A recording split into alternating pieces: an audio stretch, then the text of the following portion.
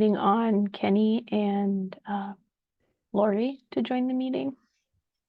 Yep. Both of them emailed me today and said they would be here. So, and I also see that Bill Mackey is one of the attendees, but he's going to be presenting. So okay. Good. Make him a panelist.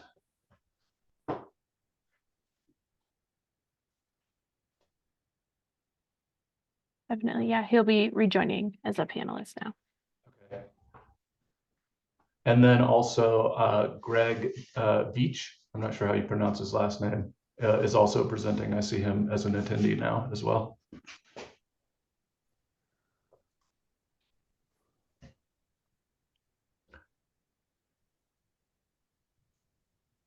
Yeah, he'll be joining us as a panelist also. Okay, cool. I think we have quorum at this point. We've got 3 of us here, so I imagine Lori will hop on here when she's available. So why don't we go ahead and get started?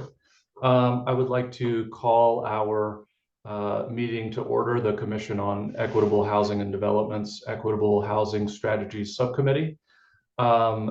The Equitable Housing Strategies Subcommittee meeting has now commenced. It is October 15th at 1 p.m. This meeting is being held virtually. We ask all commissioners and guests to mute yourselves until called upon to speak to avoid feedback and background noise. For those who have dialed in using the call-in number, to unmute to speak, dial *6 on your phone. Also, prior to speaking, please announce who you are to identify yourself. As a reminder, this meeting is being recorded.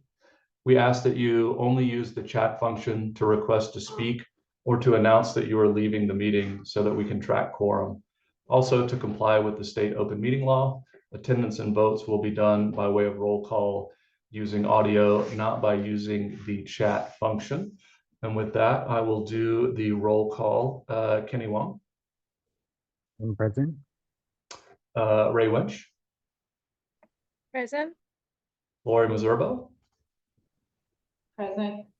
Vicky Cusino. She is absent today. And I am Jay Young. I am here. With that, let's move on to agenda item number 3, which is the approval of the August and September minutes. Are there any changes or concerns or discussion about the meeting minutes? If so, please make them now, or if there are not, I would entertain a motion to approve the meeting minutes for August and September.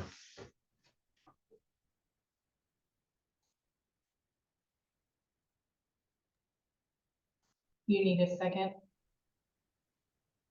Did you make a motion, Lori? I asked if you needed a second. Oh, I need a motion and a second. Yes. Oh, I will make the motion to approve the meeting minutes from last month. It would be the last 2 months, August and September. August and September then. Thank you. Do I have a second? I can second that. All those in favor? Say aye. Aye. Aye. All opposed, say no or nay or whatever you want to say. With that, the meeting minutes are approved for August and September. Moving along to agenda item number 4, we have Bill Mackey and Greg Beach. Is that correct, Greg, your last name? They will be presenting today on the Drachman Institute's report titled Many Home, Micro Shelter, Multifamily Housing Developments in the City of Tucson. And I asked them to come today because I think I read an article that said that the City of Tucson had asked for this report to be prepared to look at the city's zoning and to deal with the housing crisis. And I believe that the report started out really looking at the mini home micro shelter situation, but expanded into kind of a bigger report. So obviously we've talked about zoning both in our subcommittee and also the commission, the larger commission. So I thought it would be good for them to come and talk to us about the report that they put together, their conclusions. Also, one of the things that I found interesting was that they suggested declaring a housing state of emergency or something to that effect. So with that, Bill, I will turn it over to you. Okay, great. This is Bill Mackey. I'm with the Drockman Institute. I'm also with CAPLA, which is the College of Architecture, Planning, Landscape Architecture, and I teach specifically design studio in the School of Architecture. And I've written, I don't know, 3 or 4 or 5 reports through Drockman over the years on housing. It started out in transit-oriented development back in the mid 2000s. And now it's been moving towards more of a policy look at housing and how policy and housing don't intersect very well right now. And so, yeah, this report, can I share my screen? Yes, I made you and Greg both co-hosts, so you Okay. both have screen sharing capabilities. Do you see the definition microshelter slide? Yes. So, yeah, like Jay said, how many minutes do I have for this, Jay? 30-ish. Okay. So we won't take that much. So like Jay said, this started out as a micro shelter investigation, which specifically is defined as kind of like temporary housing for basically the homeless population. And as we got into it about halfway through, that kind of it wasn't really much of a report because you can't do anything like other than rewriting the entire code. And I'll get to that in a second. But that we interviewed about 7 different developers in town that are interested in doing these micro shelters. And they want 50 units on a site, um, community amenities, health office, all that stuff, and really large scale operations. And as we looked into the code, you cannot do any of that without mayor and council approval, which is a more or less year-long process for the site entitlement, just the site entitlement. That's not the architecture or anything else. So then it kind of morphed into mini home and multifamily, generally speaking. And so this was funded by Ward 6 office and the Kymas Foundation, which is just a private foundation that's, I think, out of Colorado. And Ward 3 was an active player in it as well, and as well as the City of Tucson Planning and Development Services. And so just to be real clear, micro housing is temporary shelter. Mini home is just developer-driven market rate housing that's just small.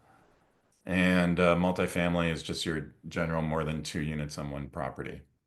And the goal after this whole micro shelter breakdown occurred was, what would it take to just get 15 units on a property in Tucson? And you will see it takes a lot. We did this through code review. So we looked at the land use code and looked at all the regulations involved for residential development. We used maps and we used real property in town. We randomly selected square mile areas throughout the city of Tucson, north, south, east, west, to look at the R2, R3, whatever lots. We had interviews with the micro shelter folks and talked about the goals and barriers that they had. And then we also compared a lot of this to Portland, Austin, Seattle, and Phoenix. And most of that was done at both levels. That was done at the micro shelter level and at the just multifamily housing in general level to understand the development regulations that those communities had for those two different kinds of housing. And so this is a spreadsheet that I did to understand the code. And anything that's gray, like a nice dark gray, you can do by right, which is the American way of zoning. Like, you know, like any developer should be able to call an architect or somebody and say, what can I do on this piece of land? And we should know within like 5 minutes that you can develop it to 2 or 3 parcels, blah, blah, blah. Anything that's light gray or has a little symbol in it is a treacherous road ahead for the developer in terms of getting the site prepared for any sort of development. And you can see under adult care, physical and behavior care, rehab, and shelter, that's all that basically exists. That all of those are processes that would take 6 months to a year to complete to get the site ready for development. And that's given the fact that it gets passed or that the neighborhood is, you know, in favor of it, et cetera, et cetera. So that's the first part. That's you know, time, right? Like the code's just stacked against people for these kinds of developments, and these developments they need to do them now, right? Like it's not, I mean, obviously we've seen the homeless problem for a long time, but like at some point it gets to a tipping point where people want to get things done immediately, and this is one way that they cannot. The other issue is land, and this is more specific. I mean, this is more specifically to just multifamily housing in general. Um, but there really isn't land out there to be able to do any housing of a significant quantity in the city of Tucson. And so this is, you know, taken in a rectangle somewhere between 22nd and Ajo and the freeway and 6th Avenue of the different kinds of parcels that are available for multifamily housing as deemed by the Uniform Development Code for the city of Tucson, which is R2 or R3 zoning. We didn't look at commercial zoning. And so you can see that most of these properties you can get 2 to 3 units on, and that there are areas where you can get maybe 7 units on, but that actually doesn't even include the parking or the trash or fire access for some of these. So you're all of a sudden getting into an uphill battle on just the land available for any sort of significant kind of housing. And so you can see the other rectangles that we looked at mostly through Midtown. And then this is just another pure numbers situation where, you know, if you look at the zone and the required lot area for a development of, let's say you wanted to get 17 units on a piece of property, you'd have to have an R3 lot that's greater than 20,000 square feet. There's 806 parcels available in the entire city of Tucson. And that's only, you know, a percentage, 5% of actual R3 zone. And it's only 0.4% of all the properties available in Tucson. So I think it turns out to be like, if you want to do anything above 3 units, I think the land area available that is somewhere around 8% in all the city of Tucson. So it's just not there. And so like we sit there and talk about, you know, what can we do? What can we do? And it's like, well, we have to change the land use code, even just for not just for temporary micro shelters, but also for multifamily housing.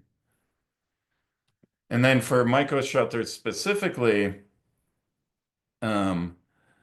this is a typical square mile in Tucson. It's your residential kind of square mile with the commercial corridor, the arterial street bounding out on each mile, right? Like this could be Alvernon and Swan or whatever, anywhere in town. It's more or less follows this zoning pattern. For micro shelters, one, you can't be within 1,200 feet of another shelter. And so that's that blue circle. So that's a half a mile there. And then you can't be within 500 feet within a residential zone. And and I actually think this might be a misnomer, Greg. I can't remember, but I think it might actually be not allowed. And you need a 3-acre minimum R2 site. And so just within this square mile, there's 3 properties that are available. But of course, none of these would actually work because they're near an R zone. So it just the zoning code just doesn't allow it at all. The other thing that really is this is a personal thing from all my studies on housing and through the years. I did thesis on like cooperative housing, and so I looked at housing that was done in the 17th and 18th and 19th century and the 20th century, all the different kinds of things. And it's interesting how housing gets defined over the years. And I'd say our uniform development or unified development code is still mildly Victorian. We make housing for the elderly, physical, disabled, delinquents, homeless, pregnant teens, victims of violence, the hardest thing to get. If you're a normal white, Hispanic, black family, more or less, you're gonna be able to find a house, like under the normal kind of like your husband, wife, and you have some kids. That's it. Anything different from that, you're gonna have a hard time. And it's actually defined in the code, and that's one of the kind of long-term things that I would like the city to look at those definitions on how we actually define family. Ray, do you want to? Yeah, just a question here. Are the ones at the top the ones that are the most like for the type of user, one family, elderly, are these listed in an order according to what's the easiest to find? Like there's most single family housing and the least residential care, or is it not ordered in that order? No. There's no hierarchy to this list. It's just this is how the code defines stuff. And so there's a housing type. We have a single family dwelling, we have a duplex, triplex, multifamily, townhouse, row house, cottage housing, etc. Group dwelling, residential care. Those are types that are defined in the code. And then the users are actually defined in the code. And then a combination of that type with user is allowed to exist in a particular zone. So, 60% of the land or whatever it is, if you're a family and you just want a single family house, you got it. If you're a victim of abuse and you want temporary shelter, it's not there for you. You got to go through a special process to get that housing, which seems from a humanist point of view backwards, right? Like these are the people with the least resources and the most need.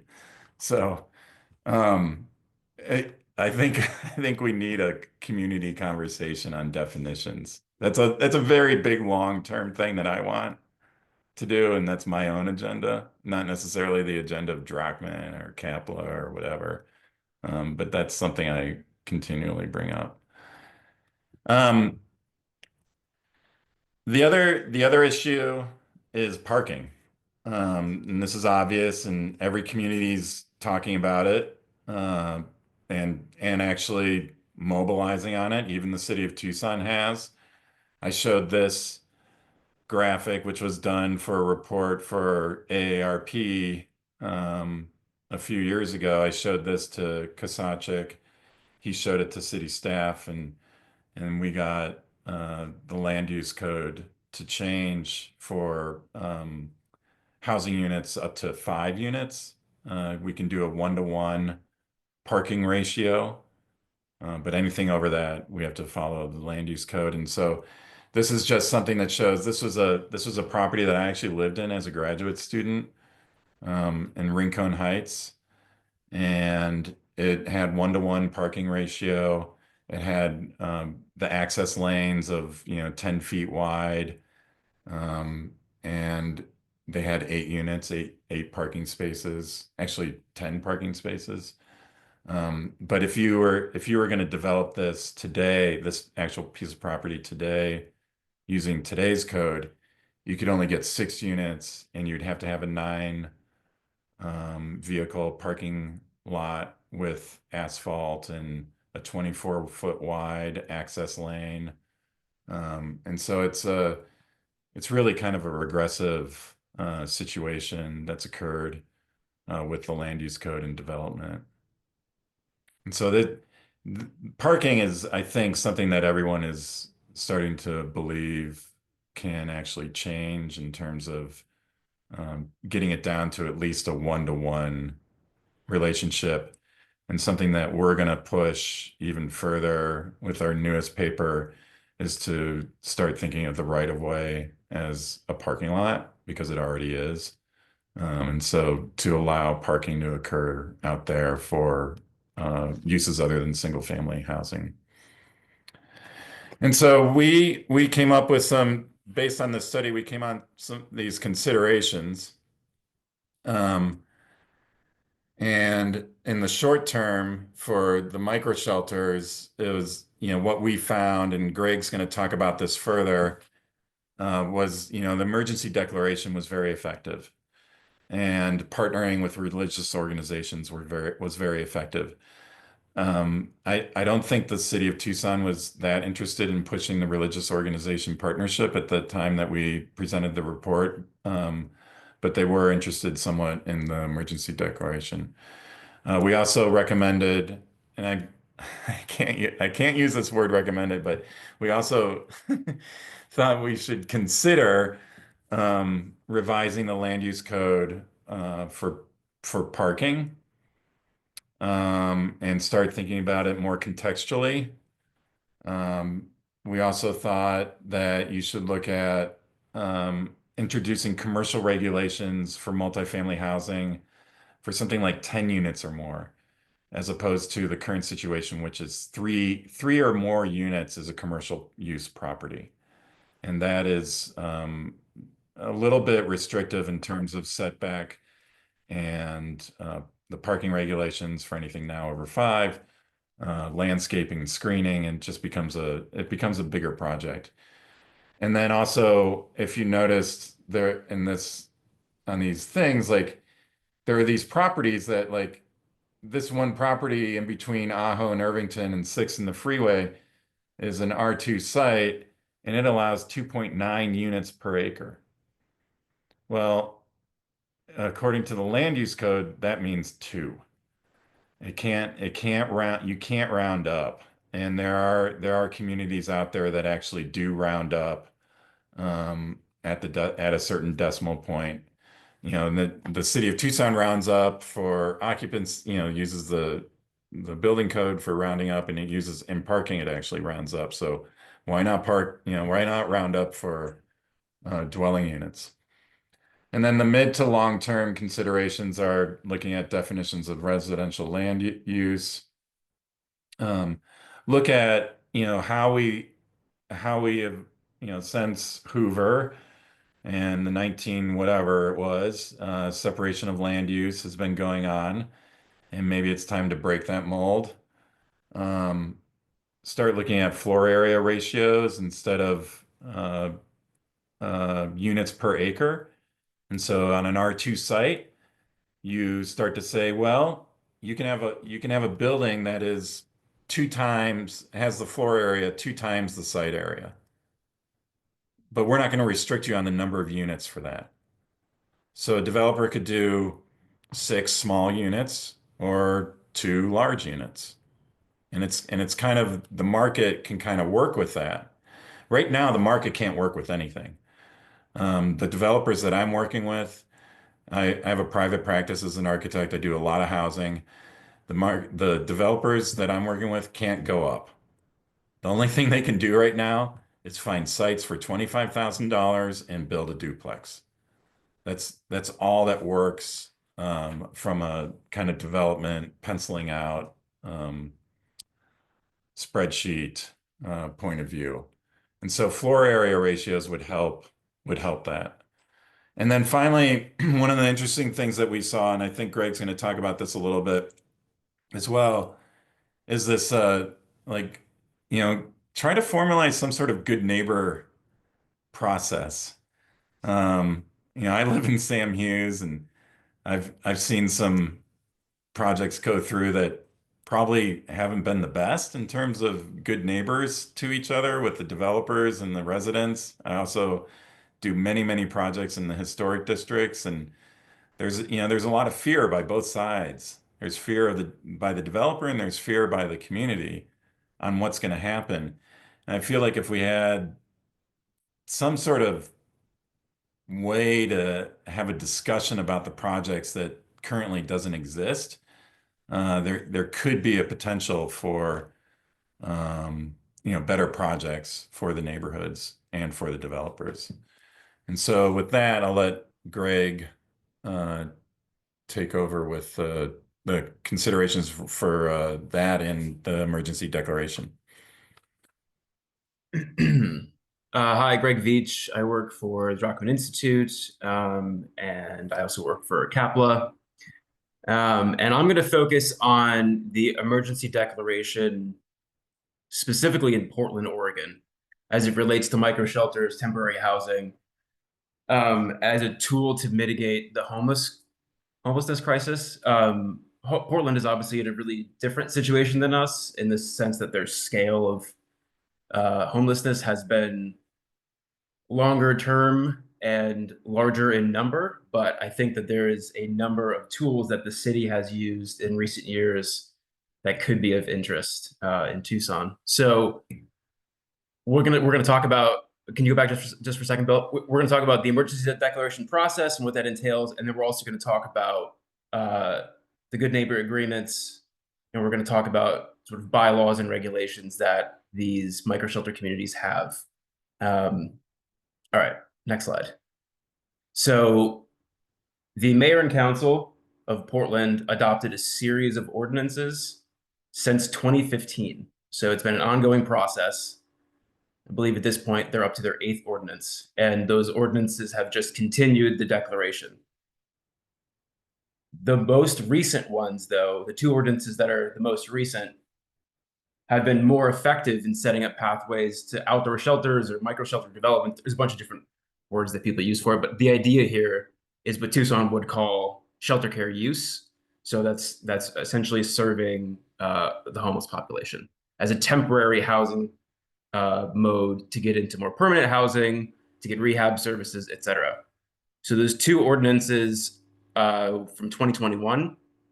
The first one, Shelter to Housing Continuum Ordinance, it changed the zoning code and made it explicit and clear that outdoor villages are permitted, and it identified city-owned properties that are potentially implementable for that type of use.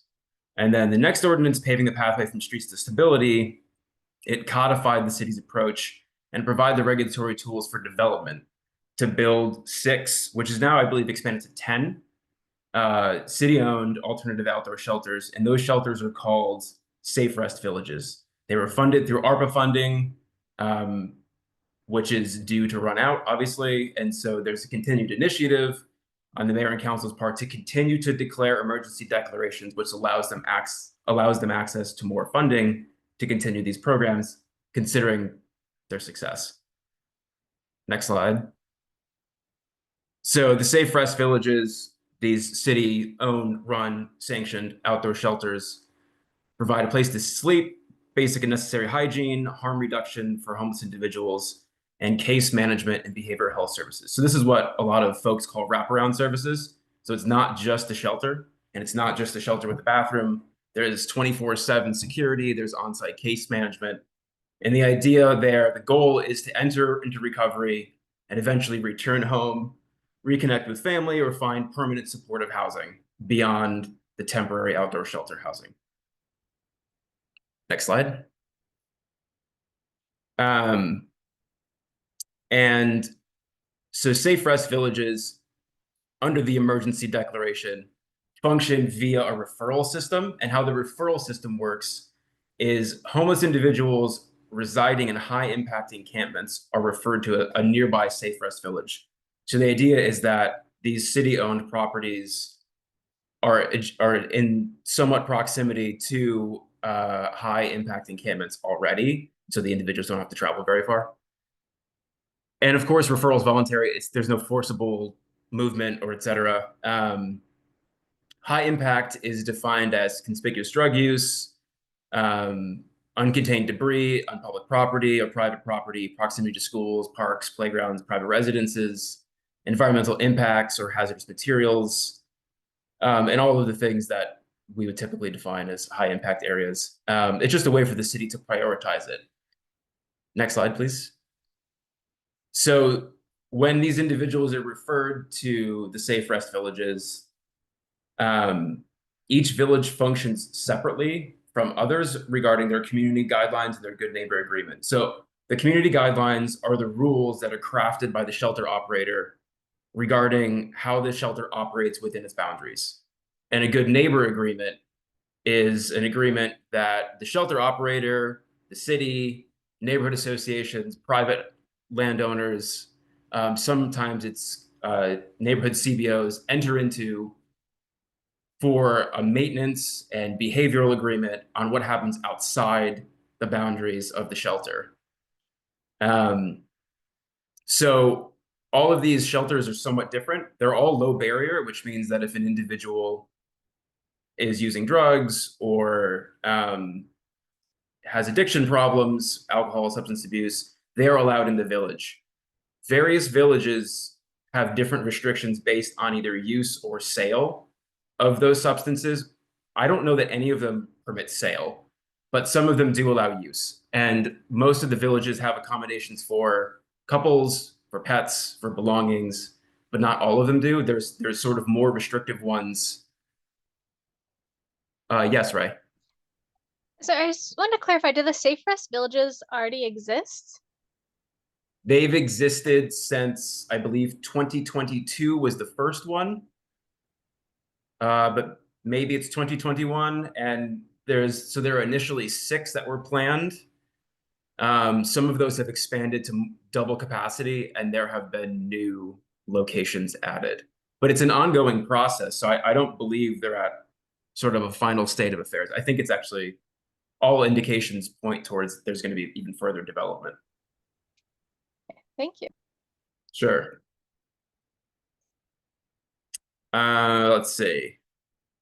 Yeah, okay, so the big issue, obviously, is the politics of these types of developments. And from what we've read and the folks we've talked to, those 2 tools, the good neighbor agreements and the community guidelines, are really the pathway to success. The other pathway to success is working with competent shelter operators that can enforce both the guidelines and the good neighbor agreements. And obviously those agreements are crafted across time with community input. It's not, the worst thing to do is just plop a shelter down and then talk to people later. So that's what the emergency declaration has allowed the city to do. Because without this series of declarations, the expediency that Bill was talking about earlier would not have been possible. And so these 6 shelters were put up in a year that would never have been possible under the Portland Zoning Code of 2021.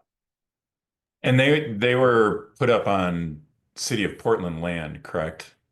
All of them are on City of Portland land. I believe at this point, some of them are on county land, but yeah, correct. Next slide.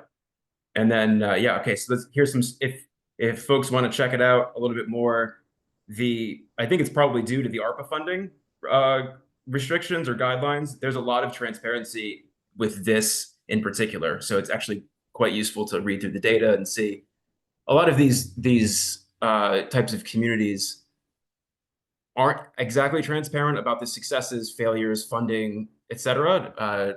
Successes not only of individuals coming into the program, but individuals leaving into permanent housing. So it's worth checking out. And I'm that's all trying I to see if I can copy it and put it in the paste in the chat. There we go. Some odd way.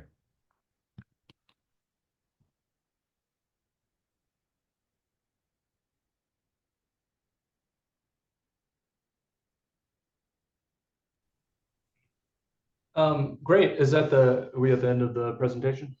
That's it. Yes, that's it. Great. Thanks so much, Bill and Greg. Are there any questions or comments from folks?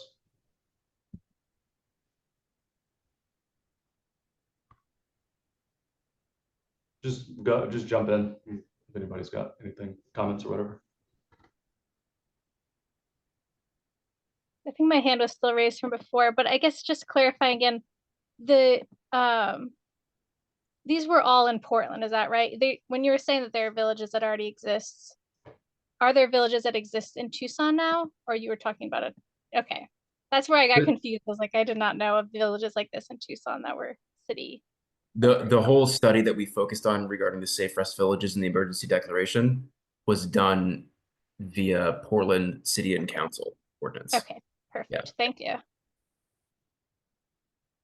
And I believe the city's working on, you guys probably know more than I do about it, but up in Amphi area. And then there's a couple of developers that have been trying to get stuff off the ground very, very slowly. So. I see a question from Victoria in the audience. She says, can we see this as a job opportunity for people with lived experience? Do y'all know anything about that? Has there been any, I guess I'm interpreting the question to mean, has there been any involvement of homeless folks in terms of like getting these places set up and maybe running them, or in the administration or maintenance of these villages that you guys know of? Well, not these ones in particular, but Portland does have a long history of that. But in the city sanctioned outdoor shelters, no, they're primarily run by CBOs who there's certainly a possibility that folks in leadership positions in those organizations have previously experienced homelessness. I mean, that's definitely a possibility, but it's not an explicit initiative of these specific shelters. Got it. Any other questions? Go ahead, Kenny. Yeah, thanks, Bill and Greg, for sharing the work that you've been doing. And I was curious about if I missed the meeting, what the discussion has been around with the mayor and council, if there was any like updates from that. And if you knew, what specifically would that unlock in terms of the city's ability to respond or adopt some of these changes to the code, let's say? What does declaring a state of emergency, what would that help smooth the pathway for? Well, from my understanding, I wasn't at the meeting when Corin and folks from Planning and Development Services presented this, along with other information regarding housing in general to mayor and council. But from my understanding, the emergency declaration was something that stuck out with mayor and council from this report. And really, my understanding of what it would do is it would, put a temporary release on the land use code restrictions for temporary shelters, for shelter care. And so it wouldn't have to go through necessarily a mayor and council kind of process. I'm sure they would come up with some process that would be necessary for these kinds of housing communities, but it wouldn't have to go according to the land use code process. The other thing that has transpired out of all this is I think the day we completed this report, House Bill 2721 came into effect, which kind of made our report null and void. Unfortunately, because the state basically is mandating, the municipalities to provide quad development on any zone that is listed as single family residential.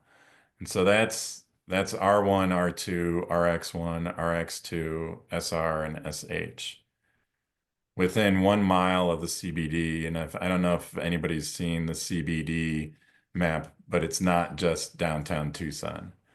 It goes up and down Stone and Sixth and left and right, so east and west. So it has an impact on many neighborhoods within the central core. And so CBD is the central business district. And what they define that for tax purposes as well as for the GPLET process, which is a tax release for developments within certain districts and for developers. And so we're engaged with the city right now, Drachman, to really identify what can we do with the land use code to allow these fourplexes to be built within that 1 mile radius of the central business district. I have a question, kind of related to the state law that you just mentioned, and thinking about the central business district. Obviously, I think it's downtown and then runs out Broadway. For the tax increment financing district, I imagine they're similar. My point in saying that is, a lot of those areas within a mile radius, because they're older, already have more of a housing pattern that has more units per lot. There are a lot of ADUs already, and kind of, I don't know if they're grandfathered, but more kind of types of housing that's not just single family homes. So I'm wondering what y'all's thoughts are about just how much it would change the fabric and how much more housing it would create. I imagine that's probably some research that's yet to be done, but it sounds like you think it may actually have a pretty big impact. Be more specific, maybe? I'm not sure about that. I mean, Greg and I are currently doing kind of an investigation of the non-conforming uses of what you're referring to. Like basically developments like the development I showed of Rincon Heights with the units, like those exist. And they were put in before the UDC was adopted, right? So there are a lot of those within the area, but there are also, quite a few properties, like a small corner of Sam Hughes is in this, Feldman's is in this. I mean, there are some like there are other areas that are like historic zone properties that may or may not be affected by this. But Dunbar Spring, Feldman's, a corner of San Hughes, Rincon Heights, those properties there, have maybe one house on a piece of property, and we need to figure out a way to allow 4 houses to get on it. Or, like to someone, and one of the things that I'm really concerned about, and I know people would be concerned about, is tear downs. Like people just, in Rincon Heights, people just take down a property and put up 4 because you'll make some money on that potentially. I don't know. And there are communities across the country that have done regulations to make sure that doesn't happen, or they provide incentives to keep the existing stock or whatever. There's going to be a lot. I can't answer what the impact's going to be. Right now, I don't. If it was today's market, it's not going to be an impact. It's just too difficult. Like people aren't building ADUs the way they thought they would build ADUs because it's just the impact fees and the cost of construction. Just it doesn't work for people to sink that much money into a piece of property and them thinking that they want to get a return on that. The cost of construction is just too high. The metrics don't work. But if the metrics did work, what would happen? And that's the big question. Yeah, I mean, I definitely, where I grew up in Raleigh, North Carolina, the tear down thing was a big deal. And, I think more ADUs are built in other places, but, I think Tucson's the kind of place where it just doesn't have the kind of money that these other places do. And tear downs, it just is pretty rare considering the pressure in the housing market, I would think. It is happening though. Like I said, I'm in Sam Hughes, and there are two or three properties that I've seen in the past 3 years that have been tear downs. Right.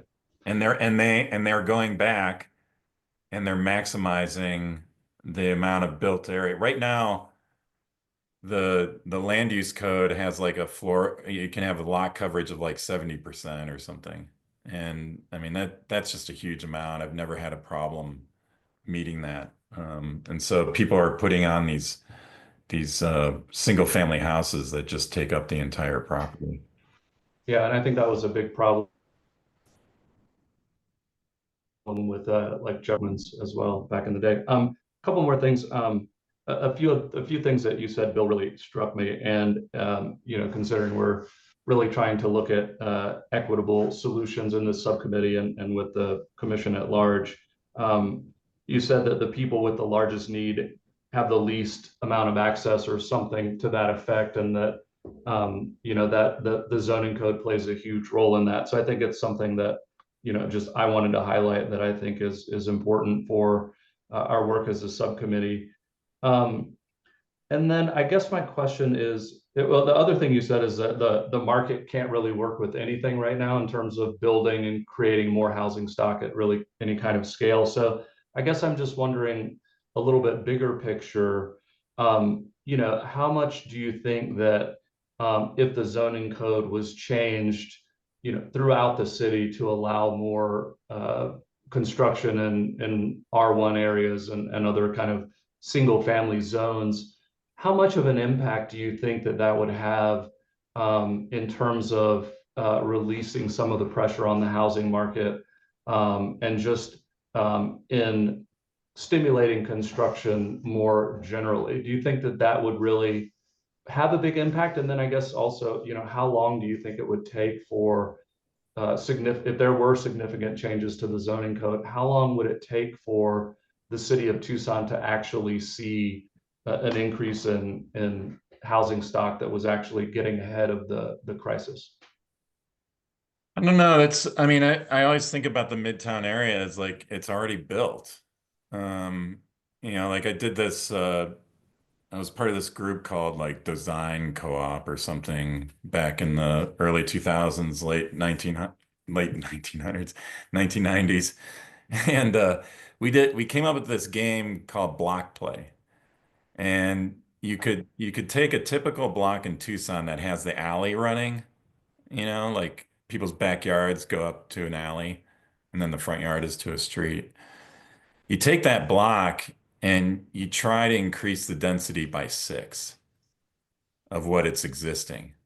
And in doing so, you create a density that is sustainable for having like a public transportation system, that can function in the black.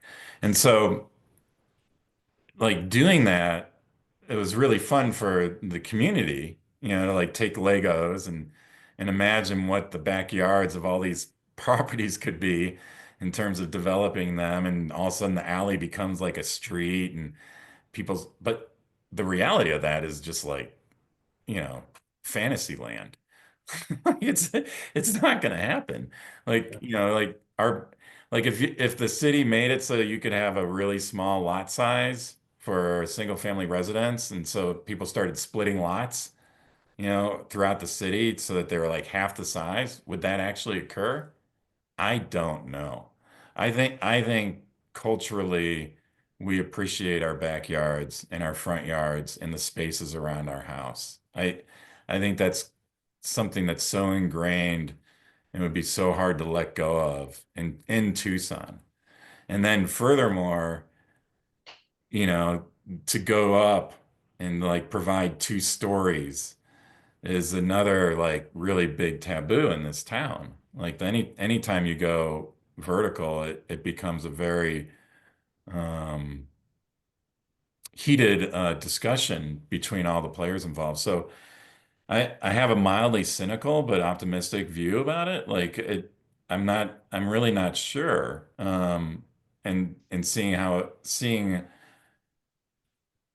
I'm not sure how much change would actually occur within Midtown.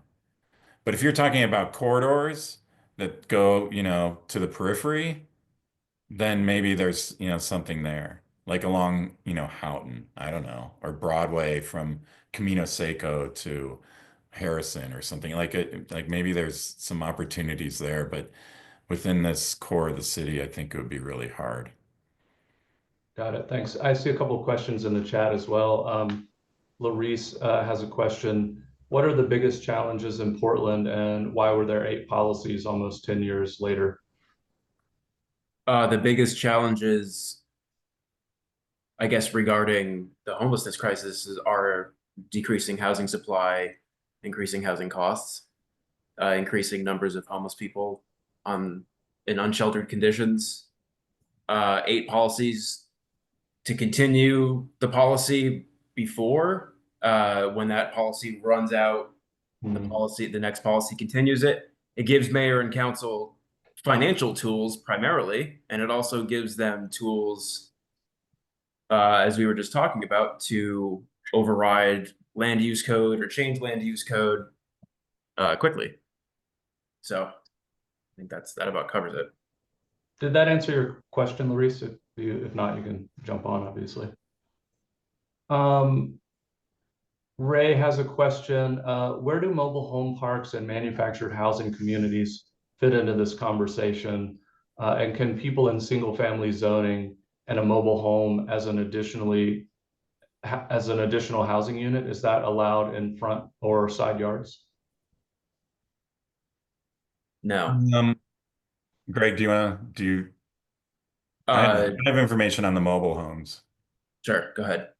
I mean, mobile homes aren't really allowed anymore. There are some zones that exist within the city, but I don't think there's any sort of desire to create more of that land use. The idea that if you have a house and it has an axle, just I've said it in another presentation, is just keep driving. Don't stop in Tucson because you can't live in it. The second you put something that moves onto a property and that you want to live on it, you have to attach it to a permanent foundation that is secured to the earth.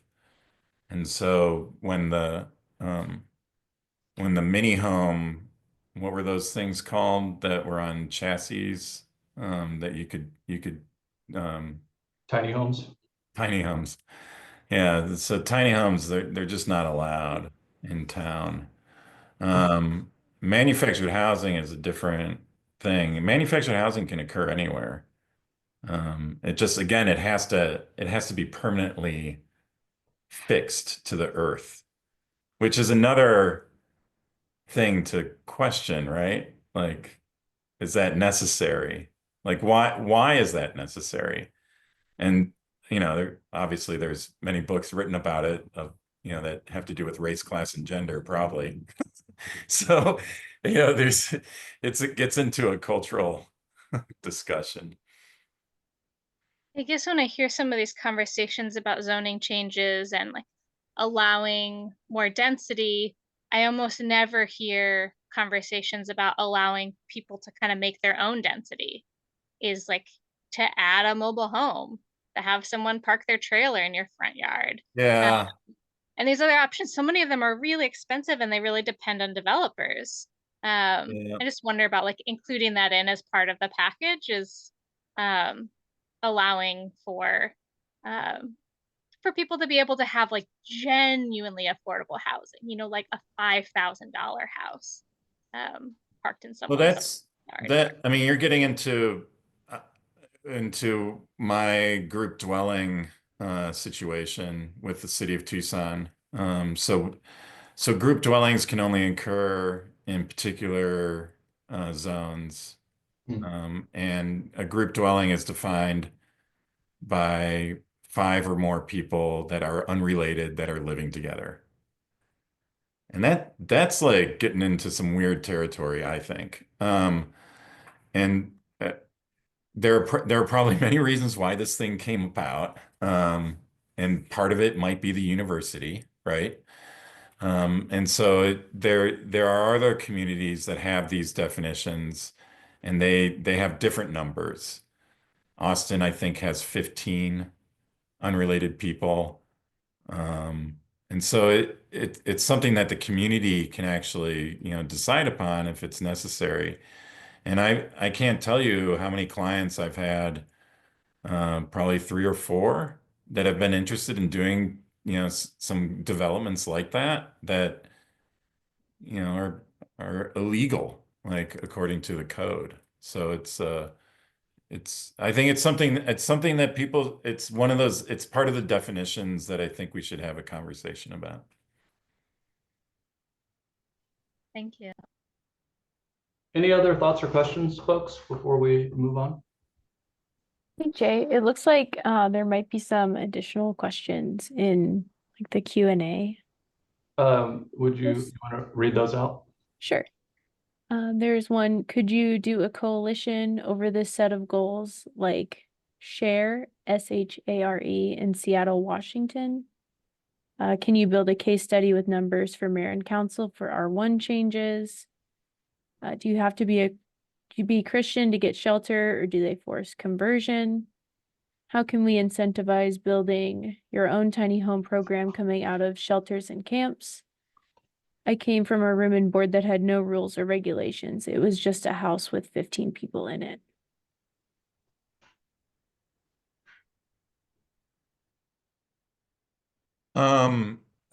The case study with numbers for mayor and council for R1 changes is being done and we've been working on it for multiple years, and not necessarily to change R1, but just to provide recommendations or options or considerations to regulate R1 differently, so that it allows a little bit more than what we currently have.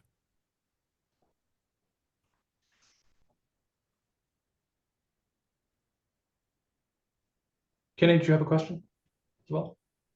Yeah, I was trying to figure out how to phrase it. But I realize, part of this the transition to more missing middle, making some of these smaller scale developments possible that could, say, fit into neighborhoods, be contextual. I was wondering, is there a way to account for what's there now? How many units? I realize, I was assuming that most of these lots are single family homes, and just seeing if there's a way to kind of get at the sense of, okay, what this redevelopment over time or addition of units, what is that adding to, and what's currently existing? We have not done that. And I'm not sure, I don't know if Sarah did that part with, I think Sarah Megason with, that community housing with the city. I know she worked with planning students with Christy Currens, and there was a group of students that was looking at, the number of units, I believe, in the city. I'll check with Sarah, but I haven't looked at that data, and that's some data we can probably pretty easily get through the Pima County maps, with the assessor. Yeah, and It's not going to get everything, but it's going to get a good idea of it. right. I think part of what's in mind for me is like, when we don't have these other tools available, the fear is there's going to be 150 unit development next to me, right? And if there are ways to fill in, what you're suggesting here, like 15 units, right? That seems a little, that could be a better fit, more contextual again. And yeah, what is that in place of? Is if that's in place of a 4 unit development, that's really different from, let's say, yeah, a single family house. No, that's smart. And that's the other reason why Greg and I are looking around at the non-conforming, like what's out there around the university, especially in terms of the number of units on a site. One of the other mechanisms we've been looking at is the conversion from units per acre to floor area ratios, and how certain cities use progressive FARs depending on the number of units. And so that allows contextuals, like Bill was talking about earlier, allows contextual smaller units to fit into an existing fabric rather than specifying number of units per acre or specifying a blanket FAR that applies to any size of bulk and mass. So that's an ongoing study. I do know the first place I would look at to do emergency shelter though. On the way here, I was at a meeting at 18th and Country Club Road. And so I rode my bike to downtown before I came back to my house. And I took Aviation Bikeway. And I don't know if you guys have ever taken Aviation Bikeway, but there's those triangle spaces that bump up against the Barrios San Antonio. And it's just like ripe for something. And it could very easily be like a temporary shelter kind of infrastructure that could exist there that people could move in and out of. And it would enliven the bikeway. And it could be a really cool place. And the only reason I'm bringing it up is because I was thinking about this meeting while I was riding along that way, and I had a student that looked at that area as something to develop, and it's it's city of Tucson land, and it's there for the taking. People like to camp there anyway, at least the times I've ridden up and down it. They're Right, already exactly. using it that way. So, Exactly. anything else, y'all, before we move on? Bill and Greg, really great presentation. Thanks for stopping by today. I think it's a very helpful overview and subject matter for us to think about equity and to improve the housing equity in Tucson. So again, thanks for stopping by, and you guys are obviously welcome to stick around until the end of the meeting. But I think we're good. I'm going to move on to the next agenda item. Thank you very much. Thank you. All right, y'all. That ended up obviously being quite interesting and involving for us. So we're probably a little bit behind on the schedule, but that's kind of how we've been doing. We've had a lot to talk about, so no worries there. Number 5 on the agenda, Office of Equity update. Larice, take it away.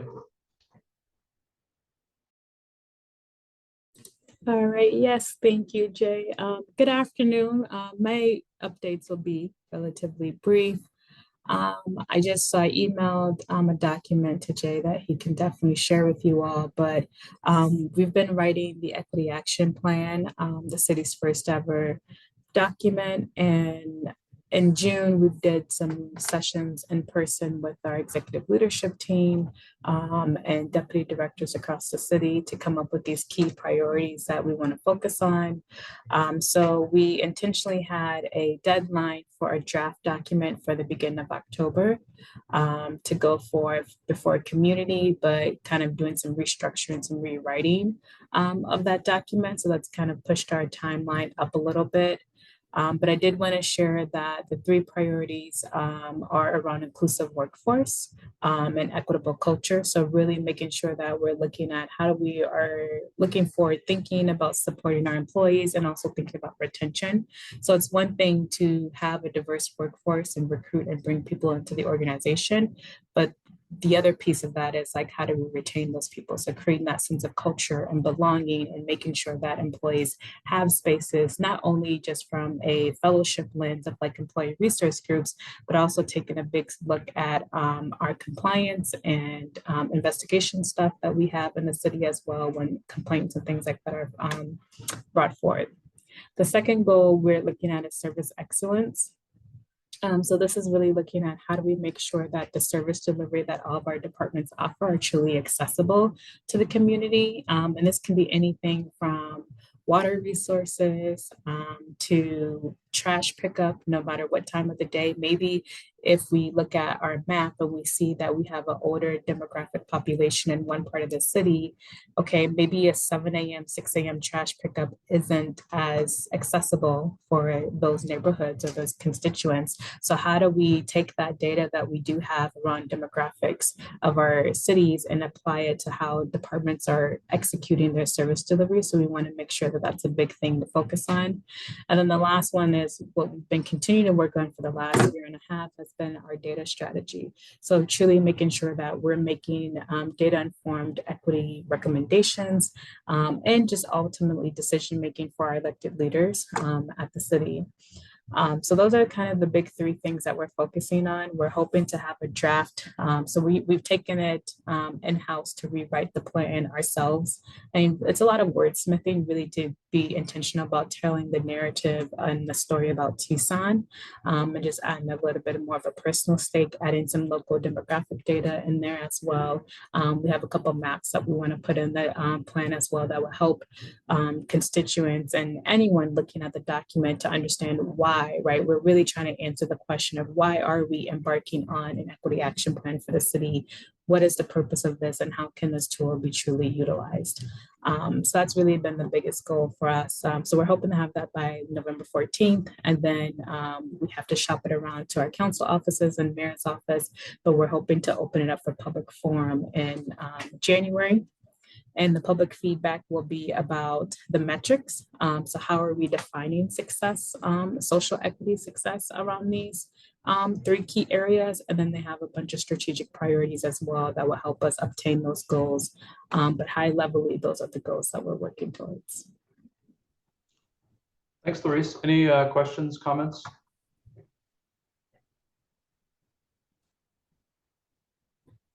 All right, thank you. Yeah, thanks. Moving on to agenda item number 6, HCD update. We don't have any HCD updates today, but we'll have some on Thursday during the full commission meeting. Cool. Thank you. Number 7, moving right along. This is getting into our work plan. And I guess what I have been thinking about during this meeting is, you know, definitely the past 2 meetings. I'm trying to think back to the August meeting, but we've had some pretty robust conversations based on some presentations we've gotten. If y'all remember, we had Jason Georgievich last month to present on the Mapping Racist Covenants project. Obviously, we spent, what, 45, 50 minutes today talking about zoning, talking about how that relates to equity, obviously how that relates to potentially dealing with homelessness crisis and housing crisis in general. So, you know, I think we've gotten a lot of good information, and I'm just thinking about, you know, what we want to do as a group going forward to, you know, think about what we want to take forward more formally to the full commission. So that's kind of what is on my mind at this point. Obviously, we also had some readings this summer that we have not discussed. So I don't know if maybe we can start there just in terms of thoughts about the presentations over the past couple of meetings, where we want to go from here, and then if we want to maybe dive into some of the readings from this summer, or if we want to kind of push all of that to the next meeting and maybe carve out our next meeting as more of a kind of where do we go from here. So I know that was kind of a lot, but want to get y'all's thoughts on where we go from here.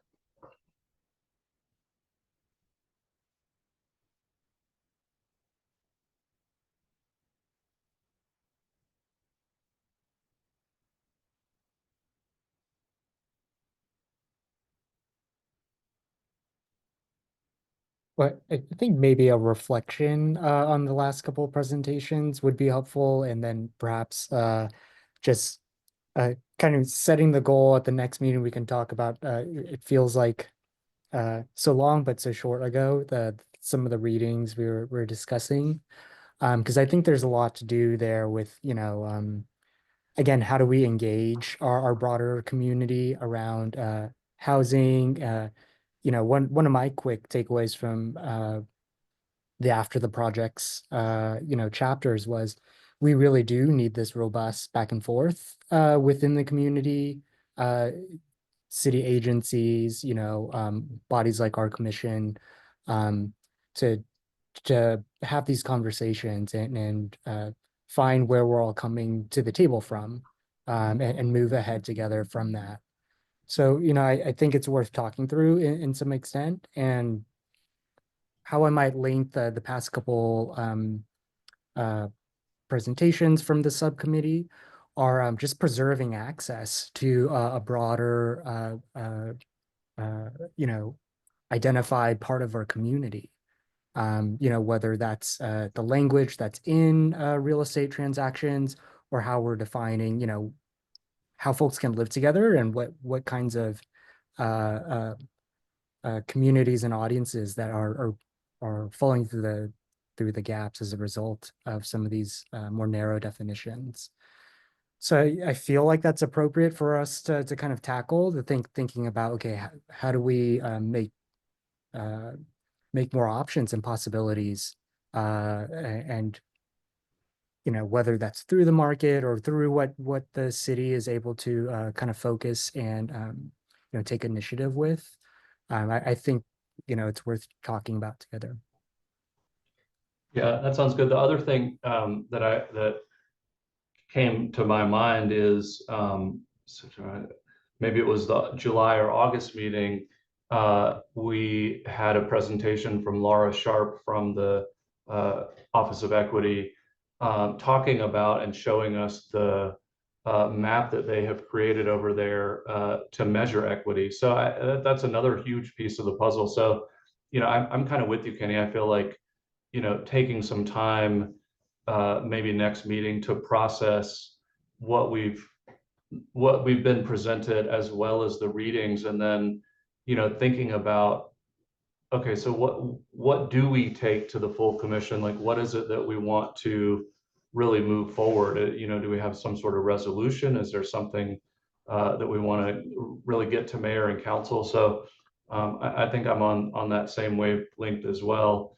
The other thing too that I think could be useful, maybe as part of our discussion next time, our reflection discussion, is, are there some other folks, maybe outside of Tucson, that take care, Ray, thanks for coming. Are there some folks outside Tucson that could come and present to us, that would provide some insight as well, really kind of tying things up? And I put some potential ideas on the it's on item number 8 on the agenda, but so I think there's some possibilities there. So any other thoughts about this, Lori? Any thoughts? I think everything that you and Kenny said and Ray's feedback there makes sense. We have just a lot of things we just need some time for discussion for, it sounds like. Yeah. Do y'all have any thoughts about how we should do that next time? Like, how we should go about the reflection? I mean, obviously, we can just kind of dive in and start talking about the various things, but it might be useful to get a little bit of a structure in place to kind of guide our conversation. Process is not always my strongest suit. Do y'all have any thoughts about maybe how we could structure that, or do you think we should just kind of dive in and look over the past meetings, see what comes up, and also discuss the readings? What would be the best way to have the conversation and the reflection next meeting?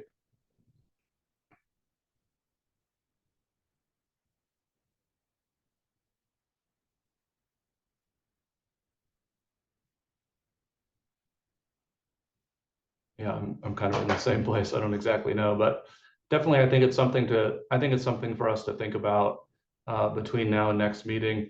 I mean, another possibility is that maybe we could use the facilitators who facilitate Southwest Decision Resources, who facilitated our February strategic planning. I know that we've been hoping for a while that they would be available to us, and I think that that's getting ever closer. So maybe by this time next month, we could think about getting them to help us think through some of the things we've been some of the presentations and other ideas that we've come across. Just looking through the agenda item number 7 again. I guess we do kind of have some questions and some framework for discussion next time. I'm just looking also, is there anything else under agenda item number 7 that we want to dig into today, or should we just? It seems like we're kind of like let's do that the bulk of that next time. But I just want to make sure that see if there's anything that we want to discuss further today under agenda item number 7.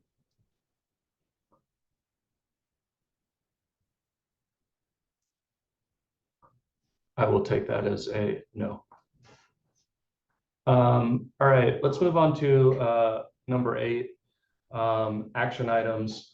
Again, I think some of this we just talked about, obviously identifying some other potential guests that would benefit our thinking and moving forward with some of these equity issues, and then coordinating an in-person meeting potentially with the facilitators. Would that be something that y'all would be interested in next month? Or I guess we could also think about it for our December meeting. But, you know, if we think about the December meeting, you know, it'll be right before the holidays, which I know a lot of people kind of don't want to do anything heavy over the kind of getting close to the holidays, but actually think sometimes people are a little less busy and maybe could actually make something happen. What would you, Kenny and Lori, what would y'all think about getting together in person in November or December? Do you think that would be useful for our discussion, or do you think we should just stay virtual? I think it would all depend on when it was. I think a lot of folks take vacation, and I know at least at Yoda, not that you're suggesting we meet the week of Christmas and New Year's, but we're off for, I don't know, a week and a half, which means the 3 weeks in December are quite busy and school's wrapping up. So I think it would all depend on when it was for me. I'd be willing if I could make it. But I think without a date, it's hard to say. What about, because I guess we would theoretically have a date built in. What are we, the 3rd Tuesday of the month? Yeah, this is the 3rd Tuesday. So if the 3rd Tuesday of November would be the 19th of November, or the 3rd Tuesday of December would be the 17th. So just like a week before Christmas. So those would be like kind of the built-in dates that we would have, that we have for our subcommittee meeting. But, you know, obviously we could pick different times. Do y'all think that trying to get together in person for our November meeting would be too much to try and do? I kind of feel like we could possibly pull it off if we started coordinating basically, you know, in the next week or two. What do y'all think about meeting in person next meeting? You're muted, Lori.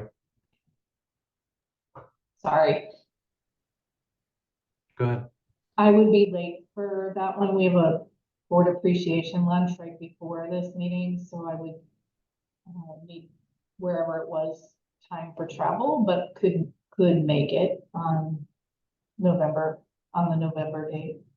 What about you, Kenny? Yeah, a slight preference for the November date, and if it needed to move a little bit later in the afternoon, that could work for me. And I kind of like the the effort to get together in person too, as we're discussing some of, you know, what we're reporting back on. It might be a little bit easier to have some back and forth or even workshop things, ideas that might be coming up from what we're sharing if we were meeting in person. So Yeah, I kind of think so too. I mean, I do love Zoom for a lot of things, but for more robust conversations, it does seem to be a little bit limiting. I will, yeah, go ahead. I could offer, we're Midtown, so I could offer space for us to meet in one of our conference rooms, unless you have a better suggestion, but we're pretty central. So should be relatively easy for folks, I would think. Yeah, no, yeah, having just been over there recently, it is easy to get to and parking's available and whatnot. So I do appreciate that, and we'll certainly keep that in mind. That certainly could be a good option. Okay, so I will work on that and see where we can get in terms of meeting in person for November, our November meeting. Let's see, where did my agenda go? Kenny did say it would be okay to push it back. If it was just a half an hour later, that would work for me. Okay, I'll keep that in mind, and I'll probably get an email chain going. Let's see, I'm on the right agenda. Yeah. All right. I think that's good with action items. Number 9, action items for CEHD. I think at this point, it seems like probably just a report out, our normal report out would be appropriate. We can share that, you know, we're trying to get together in person and have had some, you know, good meetings, just kind of what we've talked about. Is there anything else that y'all think we need to take to the full commission on Thursday? Anything else?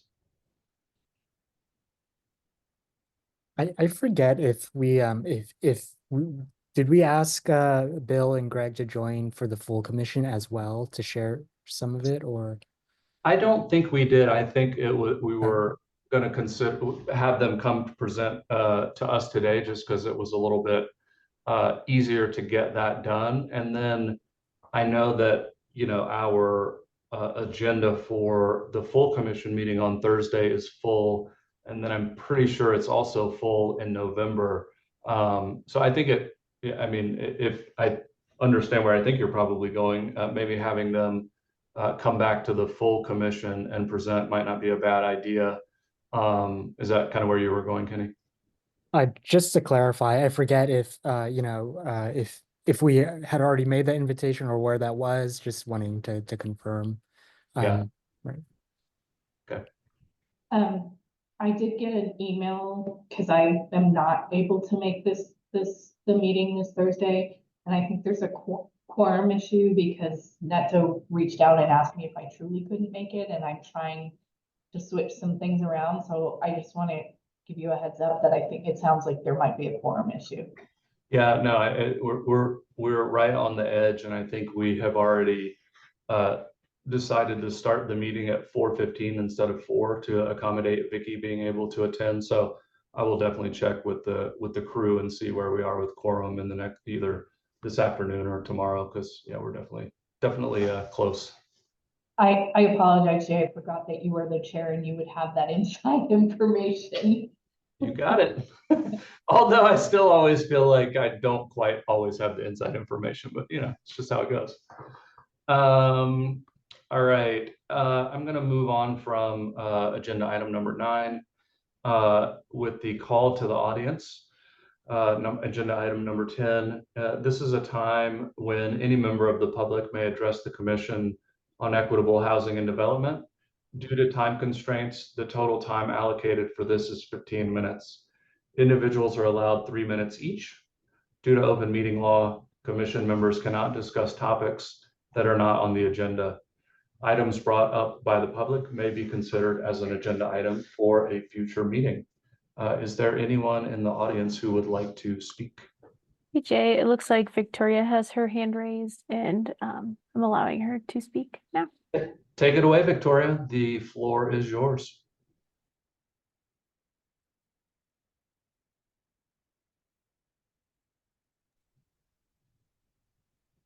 Victoria, if you're speaking, we can't hear you. It looks like you're unmuted, but we don't hear anything if you're speaking. Can you hear me now? Yep.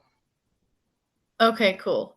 Yeah, so my partner and me were able to qualify for an apartment, and now that he has been arrested and is facing prison, I don't qualify.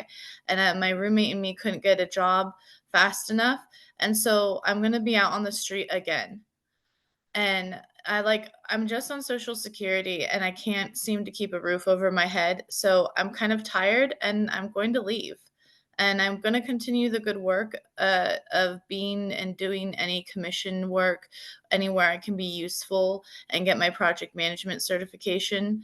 But I'm going to try to find a different city and a different county because I don't have options for shelters. They require wraparound services or religious conversion. And it's a bit invasive. I mean, I don't really need to be converted and I don't need to be heavily monitored by nanny state. So I'm going to go ahead and go to Austin, Texas. And I hope you guys do well. Like I said, the biggest issue is regulating the rent to federal market rate and getting that passed via county and state and voting and making sure that that gets done. And then we have to make sure that we push for middle housing, which you guys are doing the great work there with the coding. And the coalitions for people who are empty nesters who could, be like Craigslist rooms, or a coalition of churches that build out a program and project management to use their utilization of their facilities. And then micro shelter areas. You guys are already working on all that. So you guys seem to be on top of it. I would just push the city and the county to listen to like the Corporation of Supportive Housing, the National Alliance of Low Income Housing, because you guys are going to have to face the reason why I have to leave the county, which is I got into housing and I called for domestic violence, and the landlord illegally terminated my lease and threw out everything that I owned within 3 days of getting domestic violence help in a shelter. And he fought with Southwest Legal Aid. And I don't know, Jay, if you know about Southwest Legal Aid fighting the same slumlord attorneys for about 3 years. So that man was able to make a judgment that I didn't know about, that even if I went online right now and put in my name or a number or something, I would actually have to call or go down to get record of the fact that my rental record has been ruined. And it's been ruined because he made a judgment requiring that the court fees be paid for by me, and that he can't reap Social Security, but he can make a judgment and it can collect $18 a day and 6% at the end of the year, and it's over 30,000. So he ruined my rental record in this county, and he's capable of doing that via attorney and judgments that we currently do not have a council or anywhere I can go to correct my rental record. I am forced to move. So I wanted to let you know that I'm really unimpressed. You must address slumlords. Those LLCs are able to buy out those small properties with like up to like 8 to 10 units, and they're able to do whatever they want. So if we don't make some laws, policy, regulation about how they're ruining people's ability to rent, that stuff's going to continue. It doesn't fall under the Fair Housing Act. So we've got to come up with something. But until then, I got to go because I have to have a roof over my head and shelter. And I don't have that in this county. But it's good to see you. Thanks for sharing, Victoria. I'm really sorry to hear about your situation and sorry that you're having to leave the county, and certainly wish you all the best in the future. And thank you for your engagement and participation over the years with the commission and the subcommittee. Obviously, best of luck to you. Moving on, was there anybody else in the audience that was wanting to speak?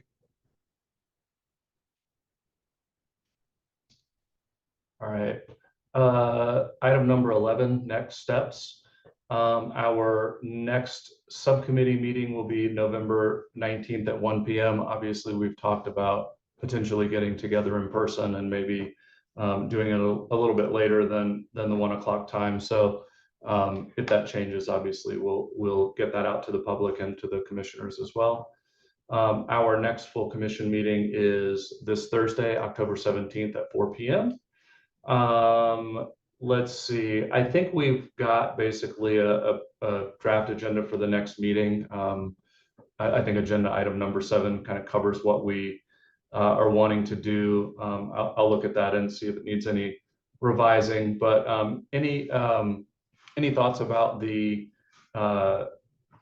meeting, our next meeting agenda? Anything, you want me to take anything else into consideration or anything might be missing? You said November 19th, that's a Tuesday, correct? I don't know if I said the day of the week, but it should be a Tuesday. Yeah. Okay, because I've got competing EHSS meetings in my calendar. That's why I was asking. I gotta pull something out somewhere. Yeah, I hear you. Thanks, Mike. Let's see. I think we talked about the kind of the main points from the meeting to report to the full commission. Anything else, y'all, with next steps before we move to adjournment? All right, thanks again for a great meeting, everybody, and I will certainly be in touch. And this meeting is adjourned.